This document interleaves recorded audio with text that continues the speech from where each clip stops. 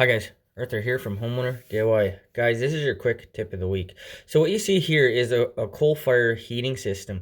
So this is our coal fire boiler, circ pump in the middle there, and then the return goes down to the very bottom of the boiler, as it is with modern boilers. So this system is a retrofit. It used to be a gravity system where the hot water would float to the top, and then as it cooled down, it'd come back down to the bottom. So going over the parts of the system, the supply comes off the top of the boiler. The supply and return is insulated here. This piping is all original to the house. It's all steel piping. There's now a circ pump on the return, which wasn't original. And then you see the tankless system in the corner. That is a supplement for the nighttime because this boiler cannot be fed with coal during the night.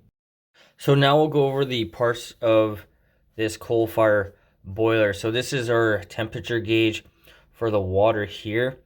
And next we have the rating decal for this boiler. So it's 95 degrees is maximum water temperature. They say it's 80% efficient. It was built in 2006. If you guys are wondering, this is all in Polish. So this boiler has 3 chambers. This is the top one where the exhaust gases leave. Here's where you're going to put your fuel. And then the very bottom is in a chamber for the ash. So the rod going across is actually for a door with a lever that you can have all the ash drop down to make it easier to clean. Looking at the top compartment, this is where the exhaust gases go. The rod in the middle is for a damper. So you're going to get a lot of ash come up here, and the idea is that the exhaust gases will go back and forth through these baffles up towards the chimney that's at the back of the boiler. So the top compartment is being cleaned out. This happens about once a week. There'll be a lot of ash accumulation that comes up to the top from the wood and the coal itself. Like anything else, you need to take a brush and break up all the accumulation on the creosote so you don't have a fire hazard when using your boiler. But this is going to be something that you're going to have to do on about a weekly basis depending on how often you use the boiler. So these chambers here need to be cleaned out after every use of the boiler because of the ash buildup, as you can see. So this will be wood, paper, and coal that needs to be removed so fresh material can be put in. Now the boiler can be loaded with fuel. So paper will go in the bottom, and this is going to act as a block to keep the fuel from falling out when it gets loaded into the boiler. So for fuel, it'll be a mixture of paper, wood, and then coal. With adequate amount of paper put in, now wood chips can be put in. This is going to act as a kindling to get the fire going before the coal catches. I think the coal will take a little bit longer, and the wood is going to act as a kindling to get it going. So here are bigger pieces of wood, and it's just like making a campfire. Next, we'll look at our coal fuel. So this is all loose coal. I believe it's bought by weight. And then there's also bags of coal, depending on the source that you're getting the fuel from. The grate being moved is the primary air. If you need more air, you'll open it. If you want to make a smaller fire, then you'll close it. So this is the bottom grate here, and where the paper is sticking out is where the boiler is going to be started. So the match has been lit, and just like a campfire, allow the paper to catch on fire and then allow the fire to pick up.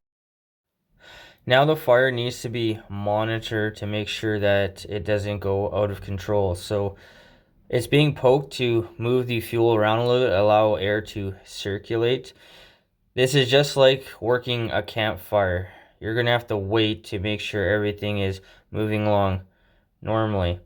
So at this point here, we're about 20 minutes into it. You can see that the fire is going nicely. Once again, the fuel is being moved around to make sure that the fire is evenly distributed inside the burner box. Now we can take a look inside the burner box and see the flame that we have going. So we have a nice flame here, and this is what's going to heat up the water for the heating system. So with a nice fire going, fuel needs to be added. So this will be in the form of wood and coal. So a little bit more needs to be added, and this whole time frame will be about an hour and a half of adding and monitoring the boiler to make sure that everything is running properly.